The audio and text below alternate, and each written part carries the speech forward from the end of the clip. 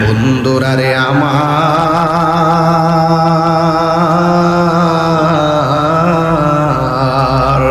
কবরের কষ্টের ভাগ কেউ নিবে না। ঘরের পাশে গুরুস্থান, ওই গুরুস্থানে কতগুলা মানুষ সারি সারি পড়ে আছে। এক হাত দূরে দূরে একজন পড়ে আছে, আরেক হাত দূরে দূরে আরেকজন পড়ে আছে, কিন্তু কেউ কাহারও আযাবের ভাগ নেওয়ার কোনো সুযোগ নাই। আমার মোবাইলে এমবি না থাকলে কয় বাবা রে হটস্পট দে, এই কবরে যাওয়ার পরে এই সুযোগ নাই বাবা, আমার আযাব চলতেছে, তোর জান্নাতের গালিচাটা আমার একটু দে, এই সুযোগ মরার পরে আর কোনো কিছুই নাই। এই জন্য যুবক ভাইয়েরা আমার অনুরোধ করে বলি, এই দুনিয়াটা আর দুনিয়া সিজনুল মুমিন, এই দুনিয়াটা হলো মুমিনের জন্য জেলখানা। दुनिया के लिए आखिरत बर्बाद ना करो, किसी इंसान को खुश करने के लिए अल्लाह को नाराज ना करो। दुनिया दुनिया কইরা আখিরাতকে বরবাদ করা যাবে না। দুনিয়ার কোনো মানুষকে খুশি করতে যাইয়া আমার আল্লাহকে বেজার করা যাবে না। কথা বলেন ঠিক কিনা?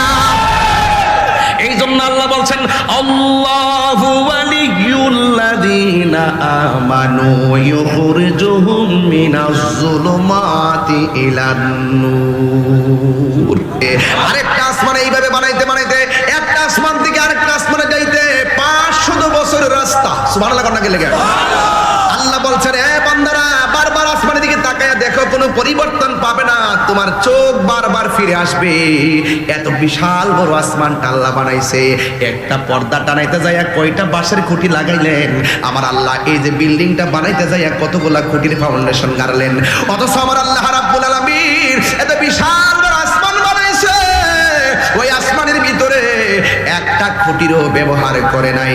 এই জন্য জবান খুলে বলুন আল্লাহ রাব্বুল আলামিনের এই কুদরত দেখে দেখে আমার আল্লাহকে গবেষণার দরকার আছে না না? ওয়ায়াতাফাক্কারুনা ফি খালকিস সামাওয়াতি ওয়াল আরদ, আসমান এবং জমিনে যা আছে সব নিয়ে আমার আল্লাহকে গবেষণা করো। কোথায় ছিলাম, কোথায় আসছি, কোথায় যাব? এই দুনিয়ার মানুষ টাকার ভাগ নেওয়ার জন্য বসে আছে, সম্পদের ভাগ নেওয়ার জন্য বসে আছে, চেয়ারের ভাগ নেওয়ার জন্য বসে আছে, ক্ষমতার ভাগ নেওয়ার জন্য বসে আছে, কিন্তু কবরের যাওয়ার আগে মরণের কষ্টের ভাগ পৃথিবীর কেউ নিবে না। ঈমান এনেছে যারা, তাদের অভিভাবক হলো আল্লাহ। আপনারা জবান খুলে বলুন রহমত দেওয়ার মালিক কে? আর জবান খুলে কোন কে? এই জন্য আমার যুবক ভাইয়েরা ওই কঠিন মুসিবতের কথা চিন্তা করে দুনিয়ায় যতদিন থাকবেন তিনটা বিষয়ের ব্যাপারে সাবধান থাকবেন। 1 নম্বর আল্লাহর সঙ্গে শরীক করা যাবে না, 2 নম্বর মানুষের হক মেরে খাওয়া যাবে না, 3 নম্বর মা বাবার বুকের মধ্যে লাথি মারা যাবে না। কথা কোন ঠিক কিনা? যদি আপনি বান্দার হক নষ্ট করেন আল্লাহ সব মাফ করে দিবে, এটা মাফ করবে না। যদি আল্লাহর সঙ্গে শরীক করেন আল্লাহ রাব্বুল আলামিন আপনাকে কখনো ক্ষমা করবে না, আপনি চিরস্থায়ী জাহান্নামী হয়ে যাবেন। এই জন্য মা বাবার বুকের মধ্যে লাথি দেওয়া যাবে না। আজকে মানুষ হাসতে হাসতে শিরিক করে, আজকে মানুষ হাসতে হাসতে মানুষকে ঠকায়, আজকে মানুষ হাসতে হাসতে সন্তান মারে ভাঙ্গা করে রাখে।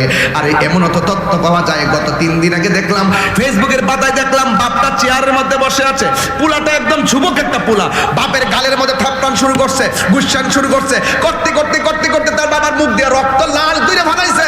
এরপরে 2 জন তার ধইরা রাখতে পারে না, দৌড়াইয়া যায় বাপের মুখের মধ্যে যায় লাথি মারছে, বুকের মধ্যে লাথি মারছে। হায় রে ফুত, কোন দিনের জন্য তোরে আল্লাহ দুনিয়ায় পাঠাইছে? মা বাবার মনে কষ্ট দিয়া তাহিরির সামনে উত্তরদা হাই স্কুল মাঠে বসে ওয়াজ শুনবা। তোমার মতন বক্তা শ্রোতা তাহিরি দরকার নাই, যেই বক্তা মা বাপরে কষ্ট দিয়া প্রতিবেশী নিয়ে সুন্দর করে চলে, ওই বক্তাগিরির কোনো দাম নাই। যেই পিশাব বলবে মা বাপের খেদমত লাগতো না, এটা পিশাব না, এটা অভিশাপ। কথা বলেন।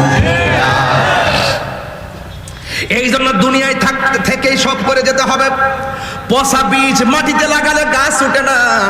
দুনিয়ার মধ্যে নাফরমানি কইরা কবরের নিচে গেলে জান্নাতের গালিচা পাওয়া যাবে না। যেই কোনো মুহূর্তে আজরাইল আসতে পারে। আমার সাথে সবাই পড়ুন, হারিয়ে যাব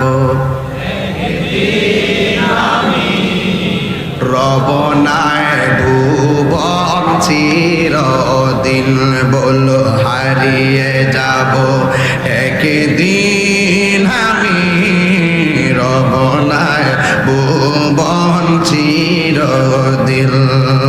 ক্ষমা করে দিও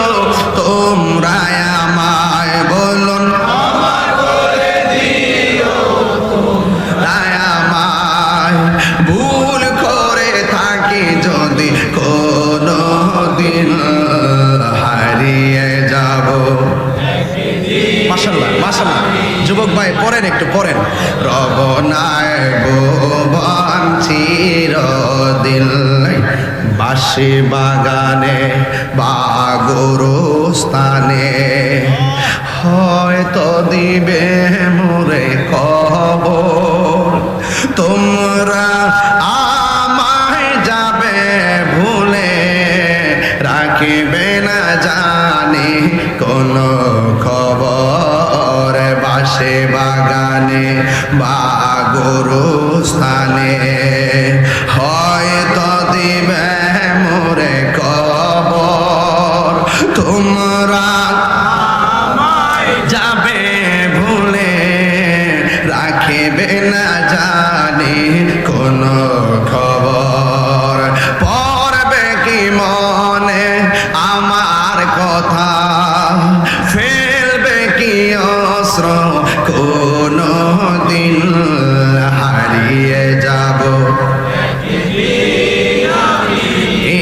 রব নাই ভুবন চিরদিন বল হারিয়ে যাব একদিন আমি রব নাই ভুবন চিরদিন ক্ষমা করে দিও তোমরা আমায় বলো ক্ষমা করে দিও তোমরা আমায় ভুল করে থাকি যদি কোনো দিন হারিয়ে যাব রব নাই ভুবন চিরদিন একটা জবান বন্ধ রাখবেন না। এতক্ষণ একটু কড়া কথা বলছি, শুধুমাত্র মনের ভিতর থেকে বলছি। বাবা আল্লাহ যে বলছে ইমানদার রে, আল্লাহ ইমানদারের জন্য আল্লাহ অভিভাবক হবে। আল্লাহ যদি অভিভাবক হয়ে যায় আমাদের কোনো টেনশন আসেনি রে বাবা। আল্লাহ বলছেন যারা আমি আল্লাহকে ভয় করবি ওয়ালামু আন্নাল্লাহা মাআল মুত্তাকিন।